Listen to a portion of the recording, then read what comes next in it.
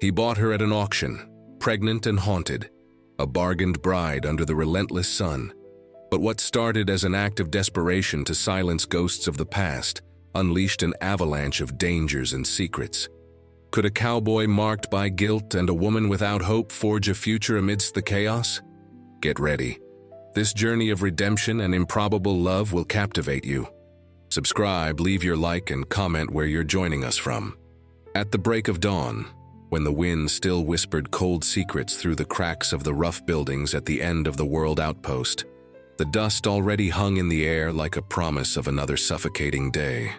It smelled of stressed cattle, of reheated coffee, and the fermented hopelessness of men who had lost more than they gained in those forgotten lands. The sun, still low on the horizon, painted the sky a sickly orange, foreshadowing the relentless heat that would soon turn the main square into an open-air furnace. It was in this scene of desolation that the auctioneer's hammer fell, the dry, brutal sound cutting through the murmur of the small crowd. It was a sentence, not a transaction. On the improvised platform, made of crates and old boards, a female figure cowered. Pregnant, the months already weighing visibly on her fragile body, she was the most unusual item in that auction of recovered goods.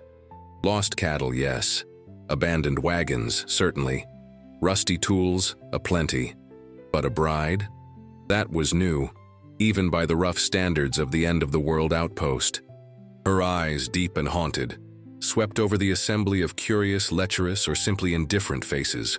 Miners with dirt ingrained in their skin, ranchers with calloused hands and calculating stares, a few transient merchants, seeking any advantage in a place where the law was a joke told in a low voice. The auctioneer, a fat man with a grease-stained vest and a voice that sounded like coarse sandpaper, extolled the qualities of the merchandise with repulsive enthusiasm. He spoke of usefulness, of the absence of family ties that could cause problems, of the unique opportunity. The woman didn't cry, but a fine tremor ran through her body, and her hands clutched her belly in an instinctive protective gesture. From the middle of that shapeless mass of humanity, a hoarse, low voice, almost a grunt, offered the final bid. A momentary silence fell over the square, broken only by the buzzing of flies and the distant creak of a windmill. All eyes turned to the bidder. It was him, John, the cowboy. A man of few words and many scars, not just those that the sun and barbed wire had drawn on his tanned skin, but others, invisible, etched in iron and fire on his soul. He was 35, but life in the desert, the relentless solitude and the burdens he carried gave him the appearance of someone who had lived a decade longer. His features were striking, a nose that had been broken, a square jaw covered by a sparse brown beard, and surprisingly clear blue eyes, piercing, capable of reading the soul of a skittish horse or the veiled lie in a man's eyes. They were eyes that had seen too much, suffered too much. His stubbornness was silent, an inner strength that made him persevere where most would have given up, a rock against which adversities broke. He possessed a singular uprightness, a moral code of his own, forged in the merciless vastness of the plains, where a man's word was, often, all he had. But beneath this facade of toughness and resilience, an internal conflict haunted him like a persistent ghost. Guilt, paralyzing and corrosive for an old broken promise, the recurring image of small hands he couldn't hold, a young life that had slipped through his fingers like water in the desert. Buying that woman there, at that degrading auction, had been an impulse, a visceral, almost irrational reaction.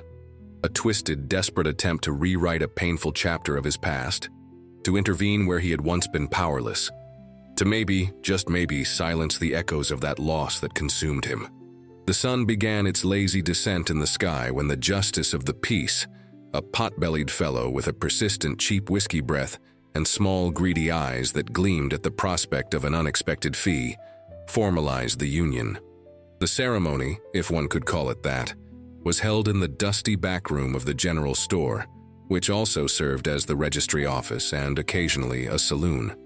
The bride, whose name John hadn't even asked, trembled visibly.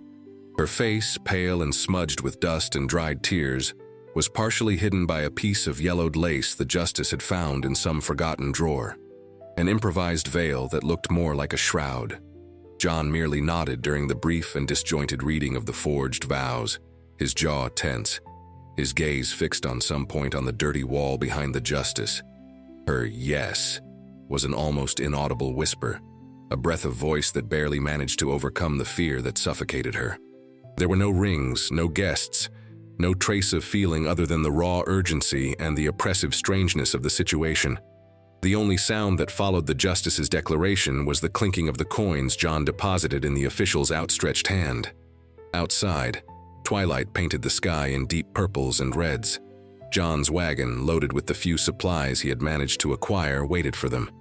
He helped her up, his touch brief and impersonal on her arm.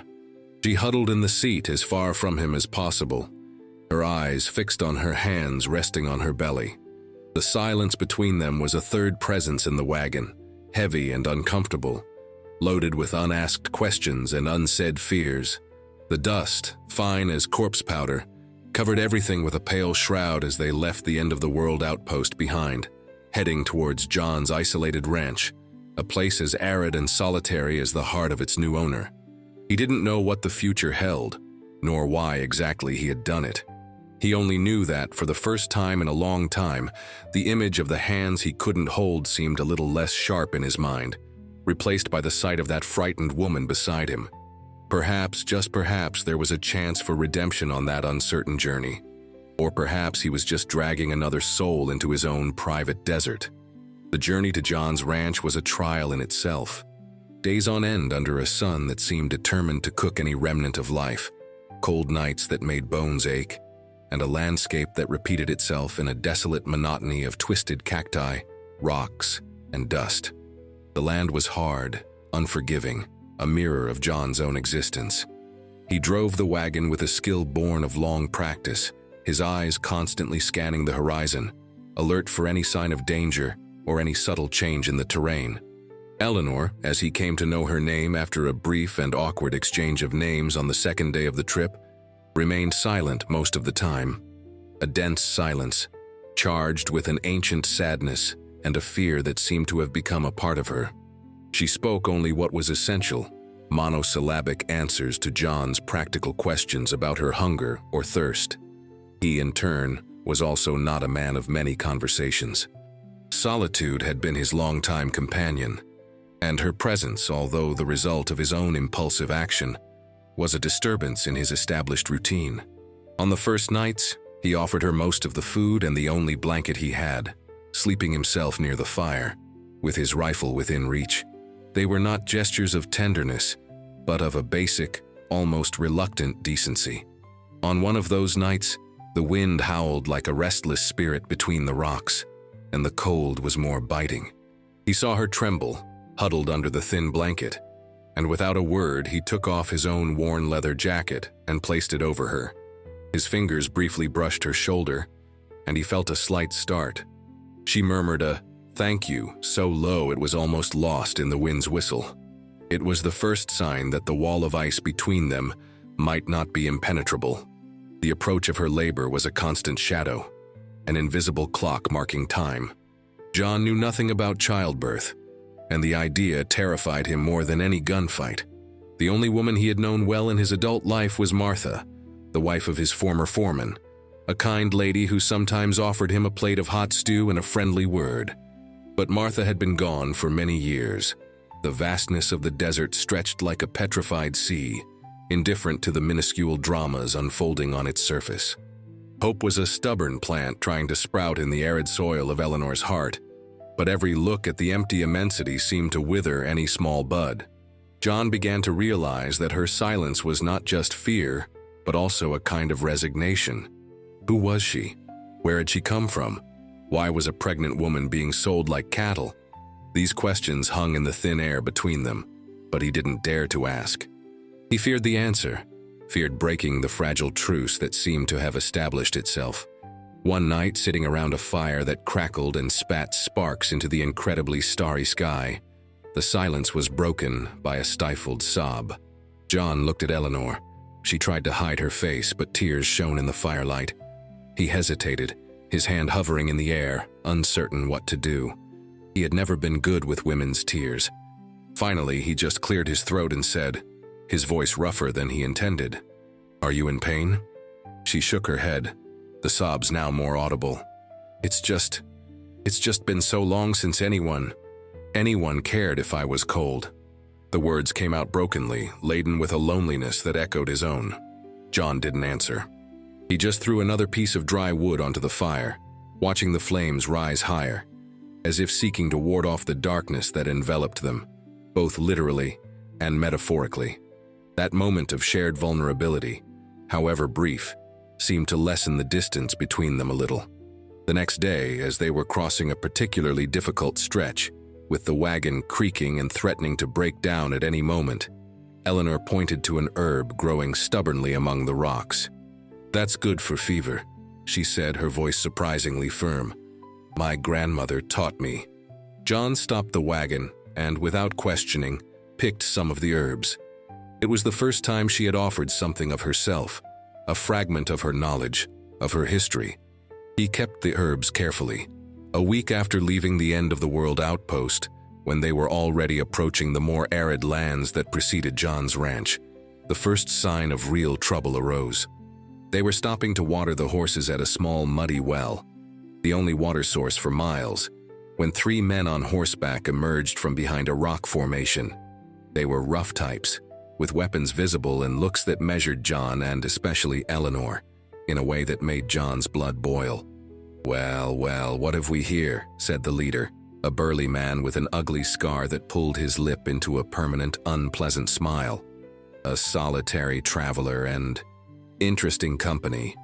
The other 2 laughed, a guttural and menacing sound. John remained calm, his hand resting casually near his revolver holster. "We're just passing through," he said, his voice low and controlled. "We don't want trouble." "Trouble," the man with the scar repeated, dismounting. "We're the solution to boredom, friend. And your little woman looks like she could entertain us for a while." He took a step towards Eleanor, who instinctively recoiled, her eyes wide with terror. Before the man could take another step, John moved. It was fast, fluid, his pistol appearing in his hand as if by magic. The barrel pointed directly at the leader's chest. "I think you misunderstood," John said, his voice now cold as ice. "She's not your entertainment. And if you or your friends take another step, you'll find out how quickly your boredom can end permanently." The other 2 men hesitated, their hands hovering over their own weapons. But John's gaze, hard and unyielding, and the certainty in his posture made them think twice. The leader looked at the gun barrel, then at John's face. He saw there not a bluff, but a promise. "Easy now, friend," he said, slowly raising his hands. "We were just joking. No offense." "Get your horses and get out of here," John ordered. "And if I see you again, there won't be any talk." The 3 men, grumbling among themselves, mounted and rode away, casting resentful glances over their shoulders. John only lowered his weapon when they became small dots on the horizon. He turned to Eleanor. She was pale, but her eyes, previously full of fear, now held a new emotion, surprise, and perhaps a glimpse of gratitude. "Are you all right?" he asked. She just nodded, unable to speak. He holstered his gun and went back to tending the horses, as if nothing had happened. But something had happened. He had defended her, not out of contractual obligation, but out of a protective instinct he didn't know he still possessed so strongly. And she had seen it. That night, when he offered her the larger portion of their meager supper, she looked him in the eyes and said a thank you that sounded different, deeper. John's ranch, when they finally reached it, was exactly as he had described. Isolated, austere, almost an outpost against the savagery of the desert. A small adobe house, a corral, a well, and a dilapidated barn. It was little, but it was his. It was a refuge, or so he hoped. As they unloaded the wagon, Eleanor watched everything with an indecipherable expression. The house was small, with only 2 rooms, but it was surprisingly clean, though Spartan. There was a functional roughness to everything, from the handmade furniture to the few kitchen utensils. John pointed to the smaller of the 2 rooms. "You can stay here." She entered, hesitant. There was a narrow bed with a straw mattress and a small window that looked out onto the desolate vastness. It wasn't much, but it was a roof, walls, a place to feel minimally safe. In the following days, a fragile routine began to establish itself. John took care of the few cattle he owned, mended fences, hunted to supplement his supplies. Eleanor, despite her advanced pregnancy, tried to help as she could. She cooked simple but tasty meals with the limited ingredients they had. She kept the house clean. She sewed some baby clothes from old fabrics John had found. They barely spoke, but the silence between them was no longer so tense. There was a mutual acceptance, a tacit understanding of their shared circumstances. One afternoon, John returned from his daily work early and found her sitting outside the house, singing a soft, sad melody while mending a small baby shirt. Her voice was surprisingly sweet, and the song, though melancholic, had a simple beauty. He stopped, hidden by the corner of the house, and listened to her for a moment, a strange sensation tightening his chest. It was a lullaby his mother used to sing. When she finished, he approached. She started when she saw him. "Sorry," he said. "Didn't mean to scare you. It's a beautiful song." She blushed slightly. "It's a lullaby from my homeland." "Your homeland?" he repeated, the question implicit. She hesitated, then looked at the distant horizon. "It's very far from here, a greener place with rivers." It was the first time she spoke of her past with a hint of nostalgia, not just pain. "Why did you leave there?" he asked gently. She lowered her gaze to the stitching in her hands. I had to leave. There was danger." She said no more than that, and he didn't press. But the seed of curiosity and a growing concern had been planted. The danger that had made her flee might still be out there, looking for her. And now he was in the way. A few weeks later, when Eleanor's belly was prominent and her movement slower, John was repairing the barn roof when he saw a cloud of dust in the distance. It wasn't the wind. It was riders, at least 4 or 5, moving purposefully towards the ranch. A chill ran down his spine. They could be lost travelers, or even cowboys from neighboring ranches, although neighbors were a relative term in that immensity. But his instinct, sharpened by years of solitude and occasional dangers, told him otherwise. That encounter at the well came back to his mind. Could it be them, or something worse? He quickly climbed down from the roof, his heart beating faster. He grabbed his rifle, checked the load. "Eleanor," he called, his voice urgent. "Get in the house and lock the door. Don't come out for anything, no matter what you hear." She appeared in the doorway, her face pale at the sight of his expression and the rifle in his hands. "What's happening?" "Just do as I say," he ordered, trying to keep his voice calm so as not to frighten her further. She hesitated for an instant, then nodded and backed into the house. The sound of the lock clicking shut echoed in the tense silence. John positioned himself behind one of the corral posts, using it as cover, his rifle ready. The tension was palpable, a knot in his stomach. The danger he had feared, the danger Eleanor had fled, seemed to have finally found its way to his isolated refuge. The afternoon sun cast long, distorted shadows, and the silence was broken only by the wind beginning to rise, bringing with it the smell of dry earth and the promise of confrontation. The riders approached, slowing their pace as they spotted the ranch. They weren't the men from the well. These seemed more professional, more determined. They wore dark clothes and wide-brimmed hats that shadowed their faces. There was an aura of calculated threat about them. The leader, a tall, thin man with a stern face and eyes cold as chips of ice, stopped about 50 yards from the corral. "Hello, rancher," he shouted, his voice clear and sharp. "We're looking for a woman. She might be traveling with you." John remained silent, watching them. There was no way to deny Eleanor's presence for long, not with smoke coming from the house's chimney and the obvious signs that the place was inhabited by more than one person. "Her name is Eleanor," the man continued, as if John had answered. "She's pregnant. She ran away from our employer, taking something that doesn't belong to him." John's blood ran cold. Employer. So she wasn't just any fugitive. Someone powerful was after her. Someone who sent armed men to retrieve her. "There's no woman here by that name," John replied, his voice firm, though his heart was pounding. "You've got the wrong place." The leader smiled, a smile that didn't reach his eyes. "We don't like being fooled, rancher. It'd be a shame if we had to search your property by force, and believe me, we will if necessary." He signaled to his men, who began to spread out, slowly surrounding the house and corral area. John knew the conversation was over. Confrontation was inevitable. He had two options: hand over Eleanor or fight. Handing her over would mean sending her back to the danger she had fled, to this employer. It would mean failing again, as he had failed in the past. Fighting would mean putting his own life at risk, and possibly hers too, in an unequal confrontation. But there was something in the way Eleanor had looked at him in the past few days, a fragile trust that was beginning to bloom, that prevented him from simply giving up on her. There was the child, an innocent life about to come into the world. He couldn't. He wouldn't. "If you take another step," John said, his voice low and heavy with a cold threat, "you'll regret it." The leader laughed, a dry, scornful sound. "Threats from one man? You're brave, rancher, or very foolish." He gave another signal, and one of his men, the closest to the house, began to advance.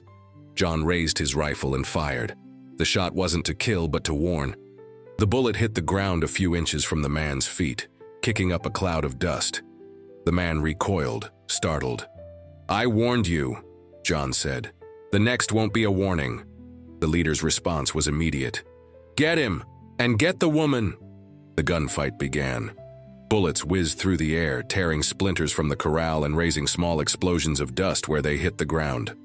John returned fire with calculated precision, taking advantage of every piece of cover, making every shot count. He was a good shot, accustomed to hunting and defending himself in the wild lands. But it was 4 against 1, and they were determined. One of the men tried to flank him by the barn. John saw him in time, and a well-aimed shot made him scream and drop his weapon, clutching his wounded arm. 3 remained, but they were closing in, using the cover of the rocks and the few bushes. Suddenly the house door opened and Eleanor appeared, her face pale but determined. In her hands she held John's old double-barreled shotgun, a weapon he rarely used but kept loaded for emergencies. "John!"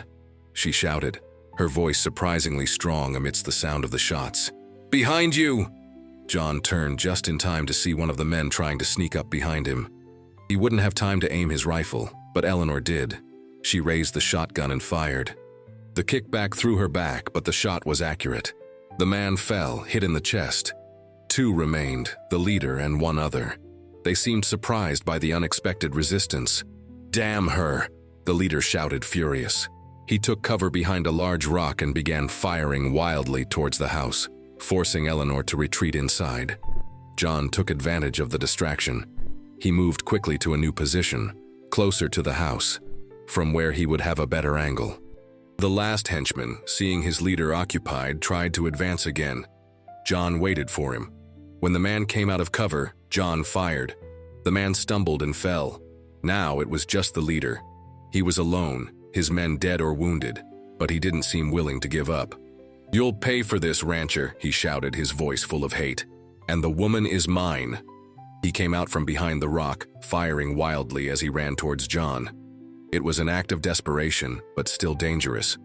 John remained calm. He aimed carefully. 1 shot. 2. The leader suddenly stopped, dropped his weapon and clutched his stomach. He looked at John with an expression of disbelief, then fell to his knees and toppled over. The silence that followed was deafening, broken only by the whistle of the wind and the sound of John's ragged breathing. He remained alert for a few moments, making sure the threat had truly ended. Then, slowly, he lowered his rifle.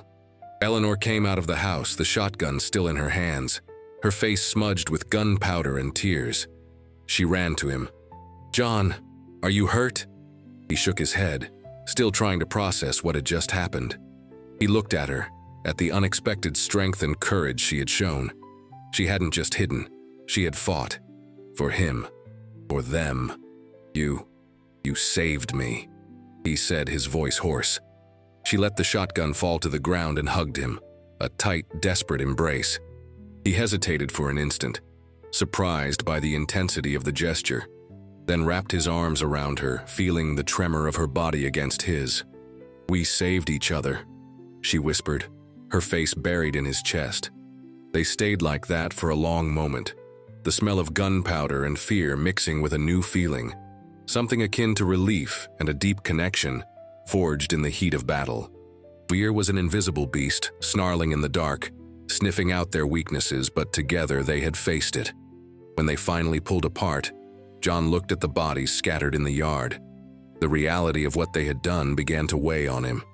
We need to get rid of them," he said, "and get out of here. They might have more men, or someone might come looking for them." Eleanor nodded, her face serious again. "Where will we go?" John looked at the horizon, at the unforgiving vastness that surrounded them.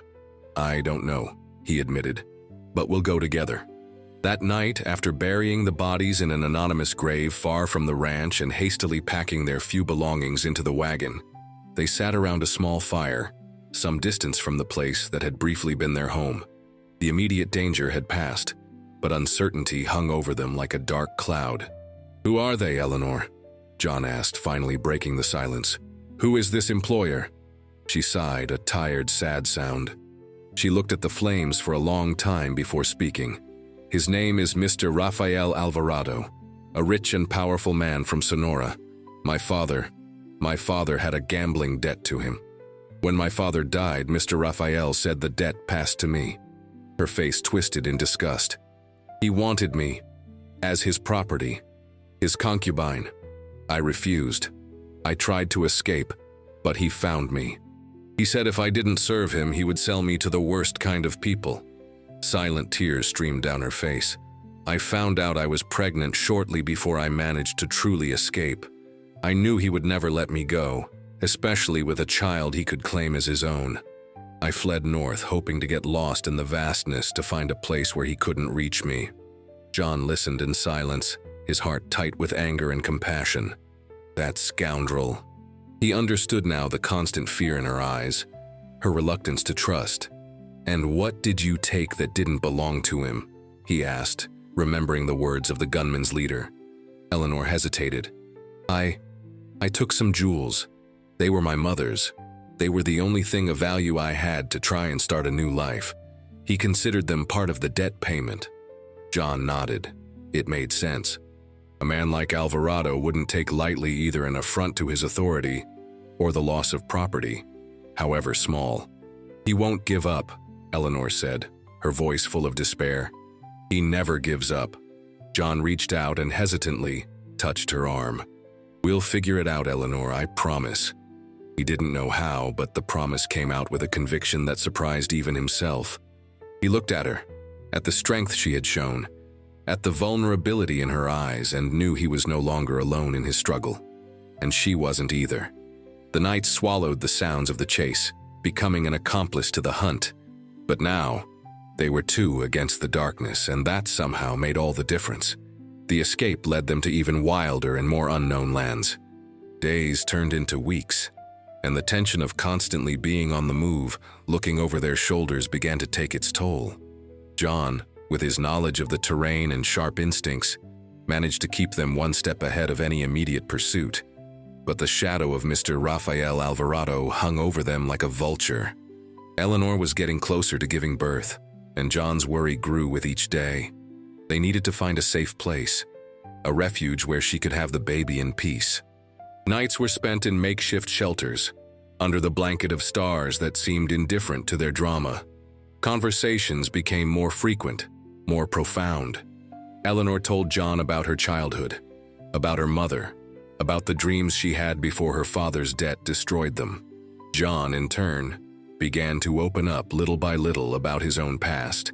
He told about the farm he had lost, about the promise he couldn't keep, about the guilt that haunted him. He spoke of a young woman named Sarah and her small child, killed in an attack by bandits on a caravan he was supposed to protect. He blamed himself for not being fast enough, strong enough. "I saw them," he said one night, his voice choked, "dying in my arms, and I couldn't do anything." Eleanor listened in silence, tears streaming down her face, not for herself, but for him, for the pain he had carried for so long. When he finished, she took his calloused hand in hers. "It wasn't your fault, John," she said, her voice soft but firm.